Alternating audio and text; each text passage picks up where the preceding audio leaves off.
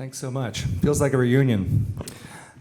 I am actually an AI researcher at UC Berkeley, and I study how to make the machines that handle our media reduce political conflict, or at least have better political conflict. Many of you know that for a decade I was a journalist. And so I have a funny journalism question. How many sides should a journalist be on? Now, the classic answer is 0. We had this notion of objectivity, which was sort of a God's eye view of the world. But objectivity has gone out of fashion. It's gone out of fashion with journalists. I collected this data and found that by 3 to 1, when journalists talk about objectivity, they talk about it negatively. There's been a move in journalism to go from no point of view, the view from nowhere, to one point of view, moral clarity or partisanship. Did I lose the mic? Okay. And as a result, what has happened is that journalism audiences, newsroom audiences, have fragmented into left and right newsrooms, with the majority of the classic media barons ending up on the left. So this is political orientation newsrooms by audience, not by journalists or content. However, journalists have gotten out of sync with the rest of the world. In any country you ask in, if you ask people, should journalists present a neutral version of the news, they by and large say yes.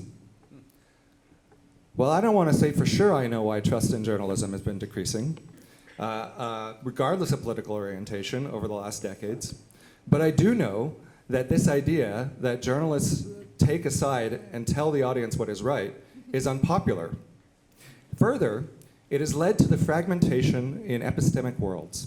We now have a red America and a blue America, which not only believe different facts, but have different values, values such as, who do I trust for my facts? Now, as a conflict scholar and someone who's dabbled in international peace building, I can tell you that polarization is part of an escalation curve that leads to violence, which we're now seeing, and eventually war. So in a sense, the stakes could not be higher. How do we build a newsroom which addresses this concern? Well, in peace building, we have this word multi-partial. It's an awkward word, but whereas impartial means on no one's side, multi-partial means on everyone's side. This is journalism on 2 sides, rather than 0 sides or 1 side. And there's actually quite a bit of research that shows that the more diverse the narratives are in a society about what is wrong and who is responsible and how to fix it, the more likely that society is to resolve its conflicts peacefully. That's what I want for journalism. And this necessarily means presenting horrible ideas in their best incarnations. You have to do this minimally so that the people who hold those ideas will keep returning to a single source. But also because, as John Stuart Mill said, he who knows only his side of the case knows little as that. So I have some tips. The first one is an old one. This phrase was coined in, I think it was 2004.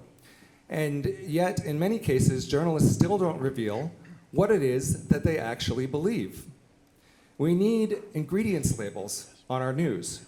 People need to know why the particular process that assembled their information is something that they could trust. Not just personal opinions of the reporter, but things like links to citations, posting the data. The second tip is a very simple practice, which is asking someone where they stopped reading. In fact, you can do this with web metrics now. You don't necessarily have to do it in person. There are big debates over the correct language to use for all sorts of things. Are they undocumented immigrants or illegal immigrants?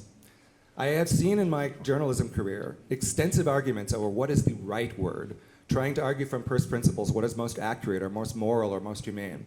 I think it's the wrong question. The right question is, what is the word that will keep people reading? The third tip I want to say is to do explicitly pluralist formats. There's many ways to do this, from the way that Tangle presents first the views from the left, views from the right, and then the editor's views, to aggregators like Ground News. This is something called a blind spot tracker. This explicitly detects those stories which are being viewed on the left or written about on the left, but not on the right, and vice versa. And when you start thinking this way, there's a lot of ways that you can have explicit formats. The final tip I want to recommend is an idea from the sciences, adversarial collaboration, where you get scientists who disagree on a fundamental principle or idea to work together to test their theories. Similarly, if we're not having political arguments in newsrooms, and working through these disagreements in a collegiate place, how can newsrooms possibly hope to guide the rest of the country? What this comes down to is hire conservative journalists. I'm sorry to say that. The final thing I want to say is that all of these are just ideas, but none of it will matter if we don't look at the diversity of our audiences as a top-line metric. These are numbers that Uri Berliner leaked from NPR. First of all, why were they secret? Second of all, it's not enough to be read. You have to be read by people who disagree. Thank you.